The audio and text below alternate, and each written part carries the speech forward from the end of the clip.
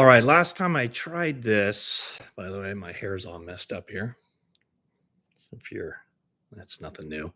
Um, Geez, it looked like. Anyway, last time I tried this, there was no audio. Let's see if no, we don't. So let's see how this works.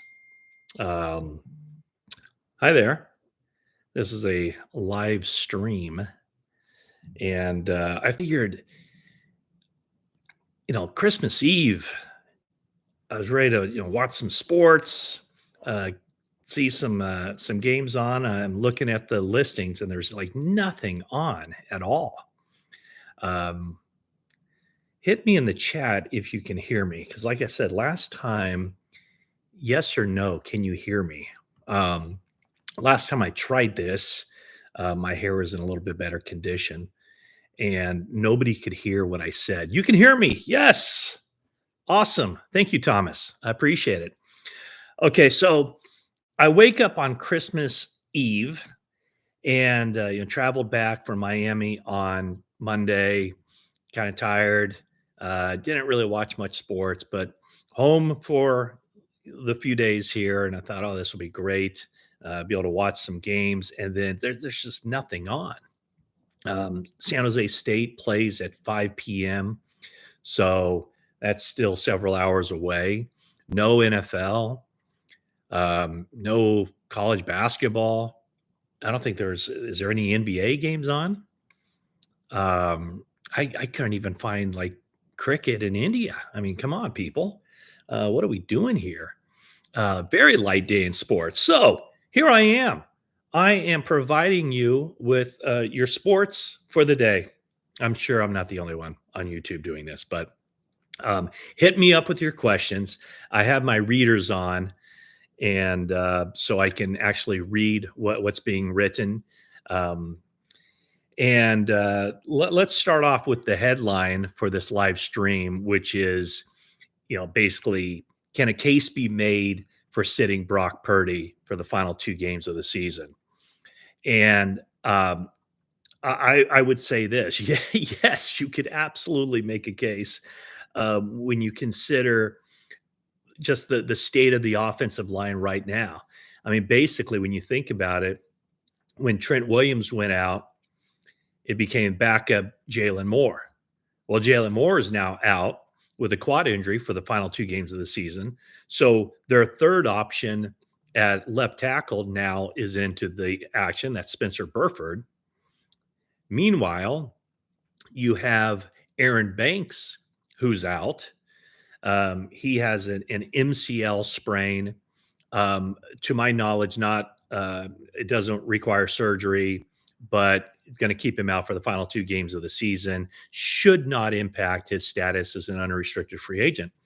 But if Aaron Banks went out, Spencer Burford would be the guy who takes over. But Burford's playing left tackle, which means that the third option at left guard is now in.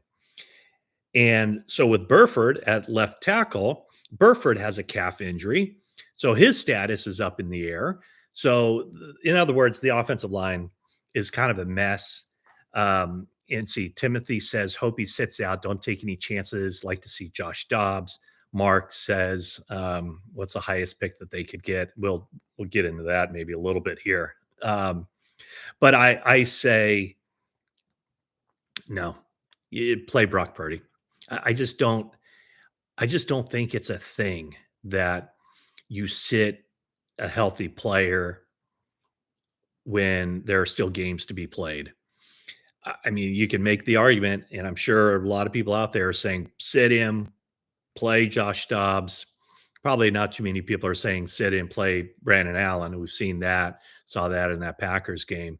But I just don't think that you do that in the NFL. I think if you're healthy, you play. And there's still stuff out there for this team that has no impact, obviously, on this season. I just think if you're healthy, you play. And I think that's part of being a professional player. And I also think that with, someone just mentioned right there, Ricky Pearsall, Jackie D says, get Brock Purdy and Ricky Pearsall some game reps. I agree with that. But I also think that when you make such a big deal, and it was a big deal, when Devondre Campbell declined to play in that Thursday night game against the Rams, when he, in essence, quit on the team, I just don't think there's a leader on this team who wants to quit now, especially now when you have that juxtaposition of Devondre Campbell, the entire team ripping him, John Lynch ripping him, Kyle Shanahan, the coaching staff. I just think that a guy like Fred Warner, who's been playing on a bum wheel for most of the season, I just don't think he would want to sit it out because I think it sets the tone. You don't rip a guy for quitting and then you quit yourself. And I know it's different. I know that the circumstances are different, but I just don't think a professional football player does that. And I just don't think a team would do that. And Kyle Shanahan was asked about this during his conference call and talking about the injuries on the offensive line and doesn't make sense to play Brock Purdy. And his answer was, people deal with that. People deal with that, meaning teams deal with that throughout the year and other weeks too. We've got a football team. We've got to go out and we've got 2 games here, and we've got to see what guys we can put out there. And whatever we do, we're going to put a game plan together as best we can to give us a chance to win. And when asked specifically about Purdy sitting it out, no, I'm not thinking that way. And I just don't think anybody with the team would be thinking that way. So I think we can kind of put that one to rest. Okay, more questions here and comments. Um, Mark, I don't know the highest pick they could have. I don't even, I think right now, was it 11 or 13, something around there. Um, 49ers do have, let me just see if I can pull up the draft picks that they have scheduled for this year. I mean, they will have some opportunities. Um, here we go, right here. I have it up. Okay, so first round, second round, third round. They'll get a third round comp pick, the special comp pick for losing D'Amico Ryans. They'll have 2 picks in the fourth round, with at least 1 pick is comp for losing Chase Young. Sixth, and looks like 3 sevenths. So that's 10 draft picks for the 49ers. I gotta say, I would imagine a lot of you watching this have a better idea about college football than I do, because frankly, during the season, I don't watch much college football at all. But there was a guy, I was just watching a little bit of the Penn State SMU game, and I know he's not a defensive lineman. I know he's not an offensive lineman, but there was a player that I saw that I thought, wow, would he be perfect for the 49ers? And the reason is because he's so versatile. He would be definitely an offensive weapon. He's listed as a tight end, but they move him all over the formation. He can play fullback, he can play slot, he can do a lot of different things, and that is Tyler Warren. And if you've seen him, like I said, I'm sure a lot of you out there have watched more college football this season than I have, and so don't ask me about any specific players because I really don't know. I start getting into the draft. I'm kind of like on the NFL coaches cycle where during the football season, I'm either traveling on Saturdays or home with the family. And I don't think Tyler Warren is a gimmick player. I think he's a really good tight end who can do a lot of different things. And with Kyle Juszczyk, time kind of in question. Remember, he took the significant pay cut to stay with the team this year. So, are the 49ers ready to move on from him? And if they do, are they going to scrap the whole idea of the two back system? 2 back with a fullback and a running back. So anyway, that was just one guy I just kind of looked at, and I'm sure you'll see me later at some point putting together a mock draft where maybe he goes to the 49ers in the second round, something like that. But clearly, I think defensive line, offensive line are 2 spots where the 49ers will look to improve this offseason. They have to. I would think that I think they'll have I think the door is open for them to be starting a rookie at either center or guard. Um, I'm curious to see what they do with Dominic Pooney because I can see it go both ways. Give me your opinion on this. I can see it going both ways where he's already shown he can be a good right guard, although the last few weeks have been kind of, not as good. I think his last few games have been his worst few games of the season. But he's such a versatile guy, and he has that ability, I think, to play all 5 spots, um, that I do think that they could look at him and say, "Where's he most needed? Where would he make the biggest impact on that offensive line?" And it very well might be at right guard, but it also could be at center or maybe one of the tackle positions. I would think he'll remain an inside player, and, I'm just intrigued with him as a possible center solution. Now that he's a year in the system, he knows it. So it wouldn't be like a rookie coming in and trying to learn everything at center. And then the 49ers could find a guard, a Ben Barch or, a free agent or whatever the case may be. 49ers throwback. I am doing well. Thank you. And a Merry Christmas to you and everybody watching this as well. Yeah. And Jam 18 says, doubt Kyle would start a rookie center. And I totally agree with that. And that's why I'm saying, what about Dominic Pooney? Just throwing it out there. I know nothing as far as Chris Furster mentioned that he thinks that, Pooney is, they really haven't thought about him playing other positions. But, if you look to put, and every team tries to do this, look to put the best 5 guys out there.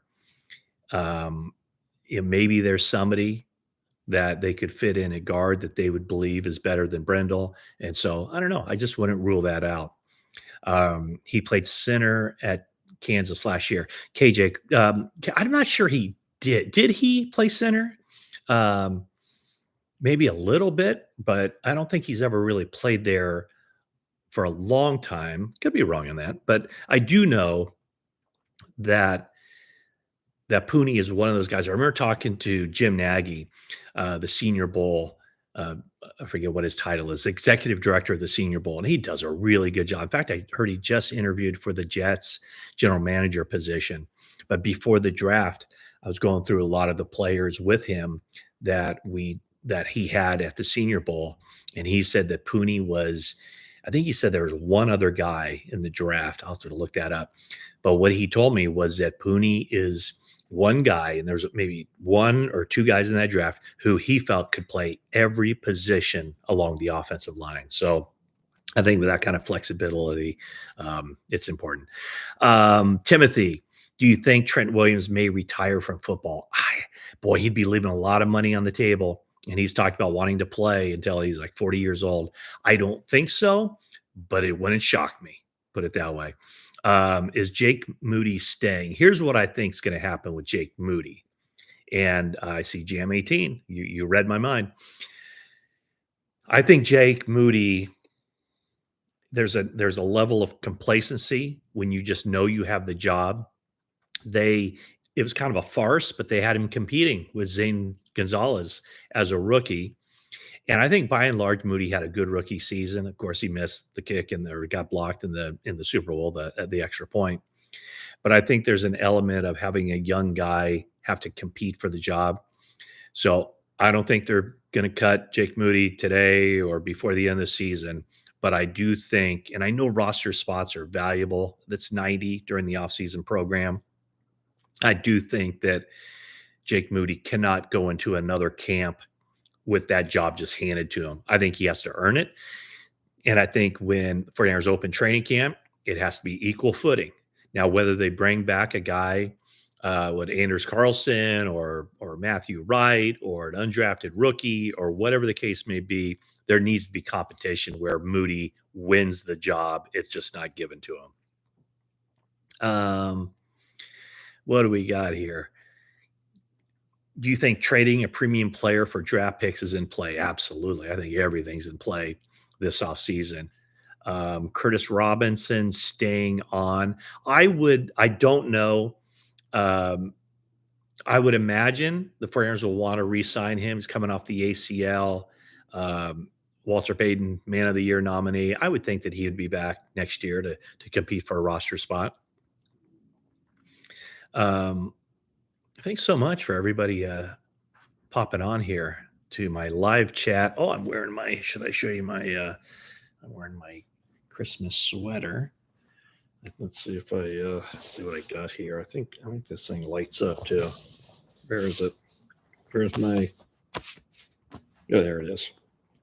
Let's see here. This is fascinating. Let's see. Is it on? Oh yeah, you can kind of see it. Well, of course it's light, so you really can't see it. See the lights flashing. So anyway, I think I got this at Target like 2 or 3 years ago. Um, yeah. So like I said, Carlson or Matthew Wright could be guys that could come in and compete with Moody for a job. Peanut with his top centers for the draft. Now, Peanut, is this your evaluations or are you grabbing this from someone? But um, my thought would be it'd be really difficult, I think, to get a rookie center to come in and start immediately. Stephen, thank you very much. Stephen Machado, I love it. Thank you for the Merry Christmas and the YouTube content. Um, KJ Ugrin says, did I get that right? Ugrin? Says my ear looks good. It's this year over here. I'm gonna try to hide it from you. So I know a lot of people had noticed that I've been wearing the stocking cap, and I don't know if you heard George Kittle kind of give me grief about that um, in Miami because I was wearing a stocking cap. So I had a procedure on my left ear that left it bandaged and not in great shape, and everything's fine, but it's still in that process where there's stitches still in it. So I have to keep a bandage on it. For this, I took the bandage off because I can kind of hide it. And if you look at me straight on, you really can't see. It looks too bad. But anyway, um, that's that. There's somebody else I wanted to address up here. Who was it? Um, oh, here we go. Timothy, do you think Kyle will try to get Kirk Cousins? That's a great question, and I've thought a lot about that.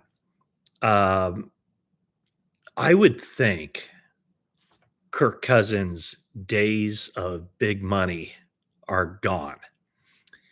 He hasn't played well this season. I don't know what Kirk Cousins is thinking, whether he thinks he can still play. Now, not to compete with Brock Purdy, because Brock Purdy is going to get paid. Brock Purdy also is only 24 years old, so he'll be 25 in the offseason. I forget, is he a January? Brock Purdy might be a January. No, is he? I think he's spring. I think he's a spring birthday, spring chicken. So I could definitely see where the Friars would want to upgrade at the backup quarterback position. And I would say, yes, there is definitely a chance that Kirk Cousins is back. Now, it'd have to be a reasonable contract. It'd have to be, I don't know what that number is, 5 million. But now if you're paying your quarterback, an average of 55 or 60 million, do you want to have a $5 million backup as well? But yeah, I could definitely see where Kyle Shanahan would want Kirk Cousins over, say, Brandon Allen or Joshua Dobbs or Tanner Mordecai as the backup quarterback next season. Let's see here. I'm just kind of reading as we go here. The 49ers 2024. Hope all is well with you. Thank you. All is well. Do you mind asking Lynch if he plans on drafting a guard, center, and 2 tackles? Well, I can guarantee you that he's not going to draft a guard, a center, and 2 offensive tackles. And even if he were, I don't think he would want to tell me because I'm kind of a blabbermouth. I think I would probably report that. But no, I mean, I could see them drafting. How many offensive linemen could I see them drafting? Out of 10 draft picks, 2. I could see them drafting 2 offensive linemen, 2 defensive linemen, a tight end, a corner. Yeah, I'd say that's probably the limit because you don't want to just draft guys to draft guys. That was the situation last year in the first round of the draft, was that they didn't feel like the people who were going to be going in that part of the draft were guys who could step in and play for this team. So they waited until the 3rd round, and I kind of think they got a first round talent in Dominic Booney in the 3rd round. Maximilian Studio, with rookie development taking so long, what positions do you see for they are signing a starting free agent? Well, the 2024 draft class, the development didn't take long when you think about Renardo Green, who's played very well. When you think about Dominic Pooney, who's played very well. When you think about Malik Mustafa, those are three guys right there.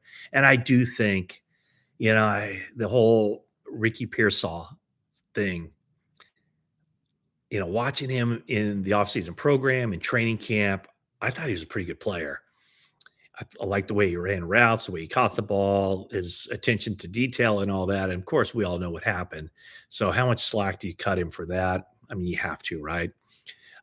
So that's part of it why I was kind of surprised on Sunday when he had the illegal formation penalties and Leonard Hankerson really got into him, the wide receivers coach.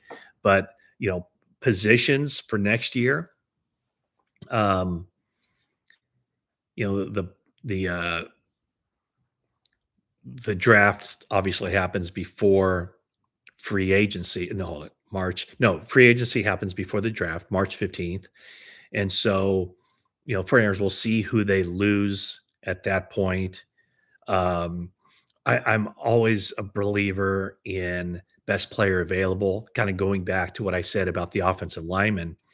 There's no use in taking an offensive lineman who you don't think is better than the guys you have already, or taking a player at any position just because it might be on paper a need. You still don't take a lesser player just to take a player that position. You take the best available guy. And that's one thing that, covering the NFL as long as I have, is that a lot of times you'll see a position of strength that you think is a strength ends up becoming a position of weakness because of a couple injuries. So it always is the right move to just take the player that you think is better regardless of position. Um, 49ers 24, maybe this is clarifying. I'm saying that we need good quality backup offensive linemen, no question. So there isn't much drop off. That's why I'm saying that. Okay, yeah. Yeah, I just don't know that. I think you said basically take four offensive linemen. I don't think that's going to happen.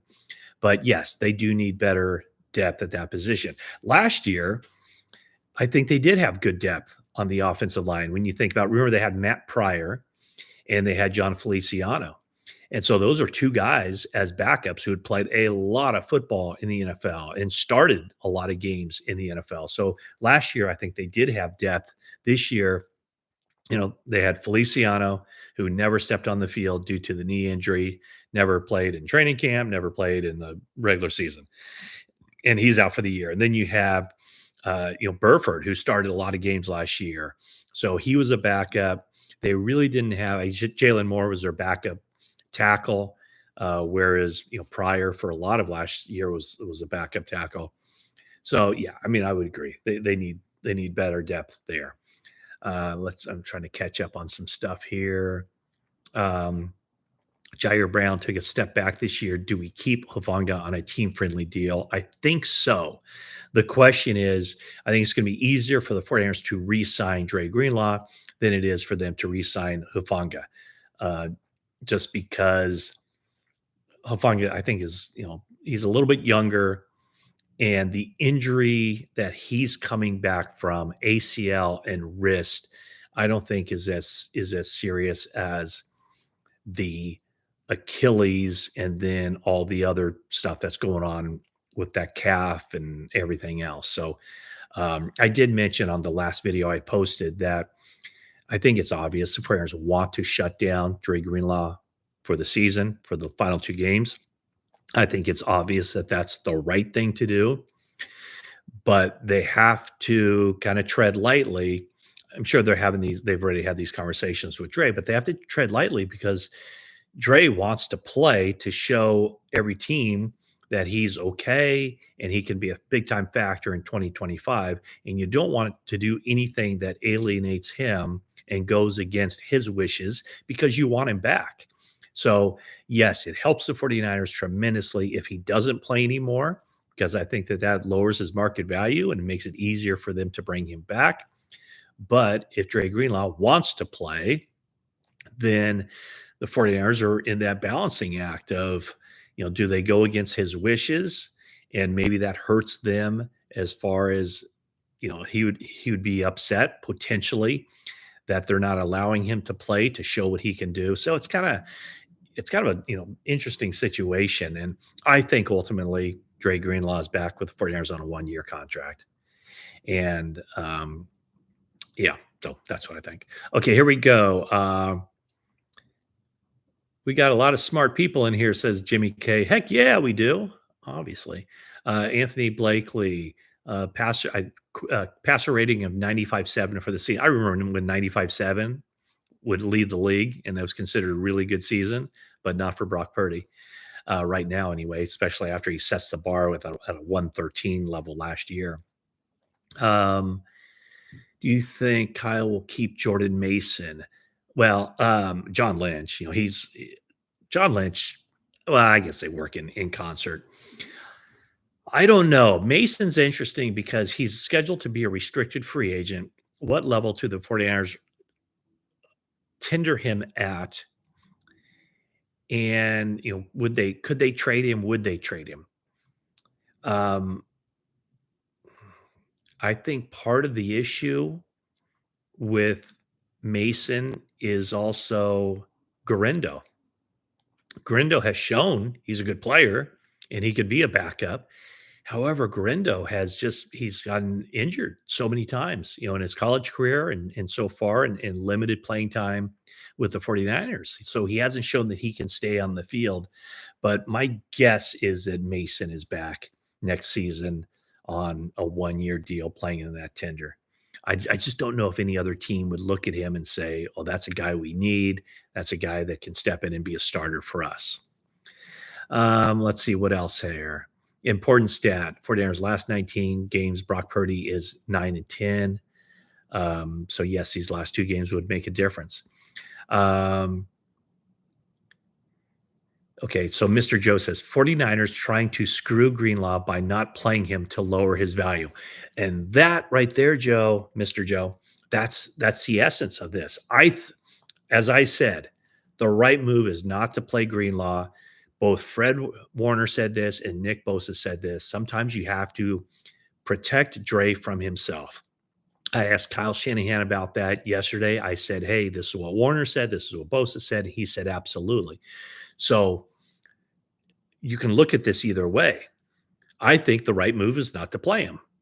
However, you could make the argument that if the 49ers don't play him, what Mr. Joe just said, they'd be trying to screw him by not allowing him to demonstrate to the 31 other teams what he can do. So that's kind of the balancing act that you have to play here. Okay, what else do we have? We all know that weakness on the team is in the trenches. You would think a team that wants to run would prioritize a great offensive line. Here's the thing that is probably going to blow your mind. And here's something that I look at. Take PFF with a grain of salt. I know it's not the end all be all, but they watch every game. And so we get clouded. I think our vision gets clouded by watching only one team. And so when you only watch the one team every year and maybe pick up a game here and there around the league, you don't see maybe the big picture. You don't see the perspective. And so I use this only as a reference point, but PFF, I think, currently has the 49ers pass blocking as ranked 14th in the NFL, pass blocking. And that takes into account blitz pickup because Patrick Taylor, missed an assignment. I know Mason's missed assignments, and Taylor's ended up in a sack. Their run blocking is number 1 in the NFL. That's right, number 1. So as bad as you think the 49ers offensive line is, I don't think it's that bad when you compare it to the other teams in the NFL. Can they get better? Absolutely. Have they been really bad the last 2 games? Absolutely. But I'm just saying, they did invest a 3rd-round pick in Pooney, 2nd-round pick in Banks. They've made Trent Williams highest paid left tackle in the league. Um, and then McKivitz, they extended him, and McKivitz actually isn't having a bad season. I think he's made tremendous strides from a year ago, and so anyway, I'm just saying I think you could poke holes in every offensive line, maybe not the top one or two. I think the Lions and the Eagles are generally considered the two best offensive lines in the league. Am I missing a team? But 49ers, yes, they can improve that, but I think typically, generally speaking, it's not as bad as you think it is when in comparison to the other offensive lines in the NFL. Let's see here. Does Brian Schneider return? I would say, and I think I saw somebody ask about Nick Sorensen. I think my guess would be Snyder doesn't, Sorensen does. That would be my guess, but it's only a guess. Let's see here. Timothy says, been watching you since 84, now 55. And I don't think I've been around since 1984. Or at least I was around, but I think I was in high school then. But appreciate it. Merry Christmas to you. And thank you for calling me the real deal, Timothy. Let's see here. Let's see. Coach Furster says every year, this is from KJ. Coach Furster says every year the Niners would prefer to draft playmakers before linemen as Kyle's offense works in space or diamond. Yes, that's absolutely. He said it this last year. I think this was the first time he said it. Forget when it was. I think it was in training camp, but it was an interesting perspective. And just last week, Furster was asked about the offensive line. And what he said is in line with what PFF's grades are. PFF has basically every player on the offensive line with the exception of Trent Williams. And even I think he was grading, I don't know if he's grading better, but he was roughly the same as he graded last year. But the 49ers have just about every offensive lineman graded a little bit better than a year ago. And the 49ers offense obviously was better than a year ago. But the thing that Furster said was that it's not good enough, which clearly, but he said that, and this is true too, is that sometimes you can have a play blocked perfectly and the play goes nowhere because of the quarterback, because of the receiver, because of the running back, whatever. Other times you could miss an assignment and block a play poorly, but the quarterback gets the ball out of his hands quickly into the receiver who makes one guy miss, and it's a big play.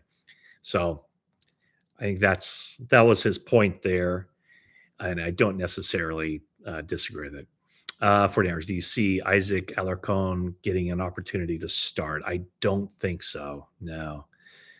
He's on the practice squad, I think, at this point. So no, I don't see that happening.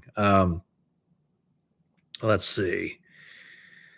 Can use a new center. Yeah, I think that will certainly be in the mix. That's from Niner Goat 16. What else do we have here? I think that's probably about it. Again, thank you for tuning in. I know it's a kind of a slow sports day, so just wanted to provide a little bit of stuff here. I gave you the injury report earlier, but I'll say it again. Aaron Banks out for the remaining 2 games with the MCL. Trent Williams out for the final 2 games, ankle. Jalen Moore out for the final 2 games with a quad. More than likely, Dre Greenlaw out for the final 2 games with the calf. And then Jair Brown's day-to-day. D. Winters is day-to-day. And then Spencer Burford, they're kind of seeing how he responds to his calf injury. Let's see here. Anything else I saw? I think that's it. Kittle is going to get his 1,000 yards this season. That's from Anthony. Yes, he will. Kittle's been the one guy. Kittle's the only big name guy. And we'll cut it, Fred Warner a little bit of slack. But I think the ankle injury really hurt him uh, earlier in the season, but Kittle's the only big time guy who produced in a big way for the team this year. Every other big name guy dropped off. And I'd say maybe about the only other player, I guess you could say Pooney, but the only other player back from last year, a significant player who performed at a higher level would be Diamador Lenore. So, I think when you look back on the season, Kittle and Lenore were the two guys that really kind of stepped up. Um, what do we got? Well, hey, everybody, Brian, Mr. Joe, Anthony, Kay, Gambo, Shante, Rick, KJ, thank you so much. Dan, thank you so much for the Christmas greetings, and thank you for tuning into this. And yeah, I mean, this the YouTube thing's been fun. I've enjoyed that. This is my first season of doing it. Well, let's one more. Here's from Timothy. Do you think Debo will still be on the team? Um, Here's what I know to be true. It's not a given. Um, I think I've said this before, but I'll just repeat it. They did some stuff contractually with Javon Hargrave and Debo Samuel. With Hargrave, it's my understanding that they will release him and it'll be a post June 1 for salary cap purposes. But they've also told him that they want an opportunity to compete to re-sign him at a lower value. He was scheduled to make 19 million this coming year in base salary. Obviously, that wasn't going to happen for no team would pay him that much. But the 49ers do want a chance to compete to re-sign him and bring him back at a lower deal. But they will, it's my understanding, they will release him and then he'll be a free agent and able to negotiate with any team. But the 49ers want to remain in the mix on that. For Debo, I think it's a little bit more, it could go either way. I think he has a huge supporter and a big proponent in Kyle Shanahan. That's why I think that game on Sunday was important for him to just show that he can still produce at that level. And didn't he look like he just had a lot more pop in his step? Even I think the first handoff he got up the middle, 8 yards, it just looked different. It got called back by a penalty, but he just looked different. And I do think there's a part of me, I understand people saying move on from Debo, but there's a part of me, a big part of me that thinks that he's been such an important factor of this team. And when he's playing at that kind of level, 49ers are just a better team because of what he brings to the table. But is he getting older? He shouldn't be over the hill, right? I mean, his best days, yeah, could be behind him, but I think he still should be able to be a productive player. Next year would be the final year of his contract if they hold on to him. So that will definitely be an interesting one. Okay, I've gone on too long. We got some from Mel Kiper. He loved Anthony loved the very first Pooney evaluation from Kiper. Rob, will Debo accept a reduced role? I don't know that he'd have to, because think about next season. You have Juwan Jennings, who's now, I mean, he's a starter, right? He'll be entering the final year of his deal. Maybe the 49ers try to extend him. Scott, thank you so much, man. That's awesome. Scott Patterson. Appreciate you, man. I really appreciate that. That's awesome. And I'm going to stick around if you have a question, Scott. But think about the 49ers, the wide receiver position. It's Juwan Jennings. It's Ricky Pearsall, who you don't know what he's all about quite yet. He's not established in the least. And then you have Brandon Ayuk, who last time I saw him Friday, he was still on crutches. And it wasn't a clean ACL. There's more stuff in there. So is he going to be ready for the start of the regular season? And regardless of when he comes back, is he going to be the same player as he has been in the past? So that's why I think that if Debo is back and he comes back and he's in good shape and everything else, I mean, wow, Lee, thank you very much. Appreciate it from the Noah family. Wow, this is that's very nice, you guys. That's unexpected and very very much appreciated. So thank you so much.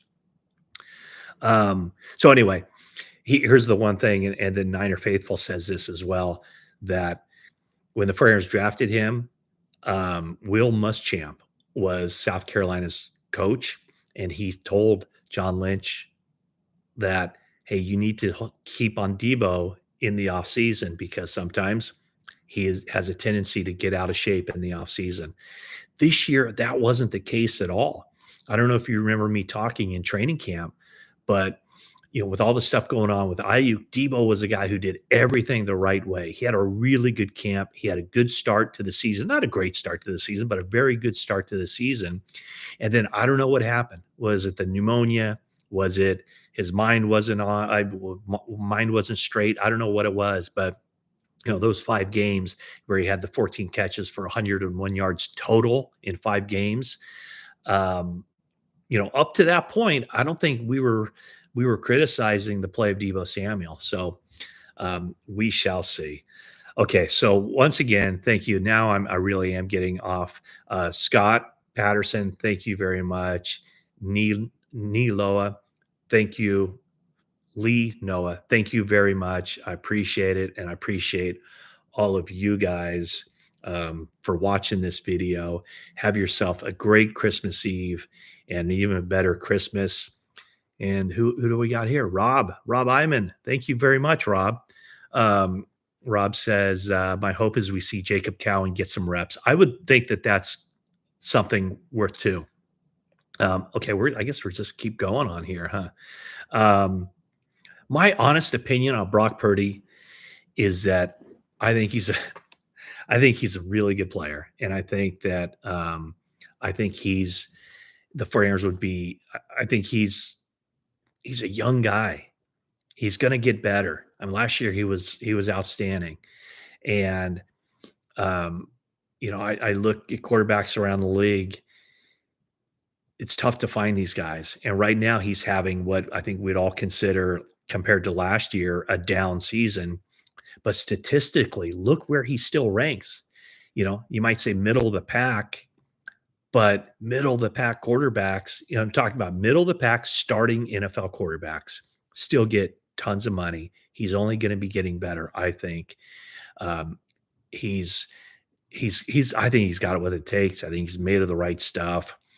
I think 49ers are extraordinarily lucky to have drafted him where they did, where they got him, and that he's on their team now. I will also point out, I'm sure you people are thinking along these lines too. Um, the Trey Lance, that draft pick set the organization back because of the first round draft picks that they basically forfeited in order to get Trey. They were lucky to get a fourth rounder back from Dallas, but that hurt. But getting Brock Purdy softens the blow. We can look at that game on Sunday against the Dolphins, the interception. That one I put on the offensive line. He was going to feather that pass over that underneath defender, the nickel back, and he was going to, potentially have a big play there for Juwan Jennings, or was it Ricky Pearsall? Whoever he was, I think it was Pearsall that he said he was throwing to. But no, I think Brock Purdy's going to get paid. What that number is, I don't know. On the pregame show on NBC Sports Bay Area, I said 55 to 60 million per year. It'll be structured in a way where the big money doesn't kick in until down the road, where the salary cap is rising. Dante said, I'm wrong. He said 60, I think he said 65 million a year. He said that because of the rising salary cap, because of the comps of Dak Prescott getting 60 million, he thinks that Purdy is better than Prescott. So he thinks Purdy will be making more than that. Of course, when Josh Allen re-ups his deal, that's going to be a huge contract as well. So that's my honest opinion on Brock Purdy. I think the 49ers are in really good hands with Purdy. I think he's made of the right stuff. Okay. John says, yeah, he could have checked it down on that play. Absolutely. I think it's easier, when you go back and you look at it, what he could have done. Now, you might be talking about the Rams play. The Rams play was basically the bad stuff happened once he let go of the ball. In retrospect, obviously he should have checked it down, but when he made that throw, um, the corner and Juwan Jennings kind of collided a little bit, and Jennings couldn't get there. The corner did. Who was that? Darius Williams, is that right? And got the interception. So yeah, two games in a row, big picks late in the game. That's not good. I still think Brock Purdy is the guy you ride with. And we got someone else, Nigel Crane. Thank you, Nigel. So I was gonna call this a day, but man, you guys are sending me some good stuff. I really appreciate it. And again, I didn't expect that, but thank you also very much, Nigel Crane. What are your thoughts on Ricky? Can he improve next season? I think here's my thoughts on Ricky. I think it would have been a lot better if Ricky Pearsall had been a second round draft pick or a third round draft pick. I do think first round draft pick was high for him. I talked to someone right before the draft who I really, really respect, who said the 49ers should take Ladd McConkey there. Ladd McConkey obviously has had a very good rookie season, but I don't think Ricky Pearsall has had a chance to have a good rookie season based on everything we know, all of that. So I say let's watch Ricky. I was very impressed with him when I saw him in the offseason program and in training camp, his route running, his hands, his attention to detail, the way he would talk to Purdy after series, when they'd come back and the first team defense would be out there against the second team offense. So I was impressed by him. I thought he'd have a good season. He hasn't had that kind of good season, but I just don't know anybody in his position that could have had a good season when you consider the guy got freaking shot through the chest a week before the start of the season. Another one. Here's from Real OBJCDT. Thank you very much. Do you think we have a chance to change to 3-4 defense? I don't think so. I think that's what it is. What it is. I think the defensive system will remain intact.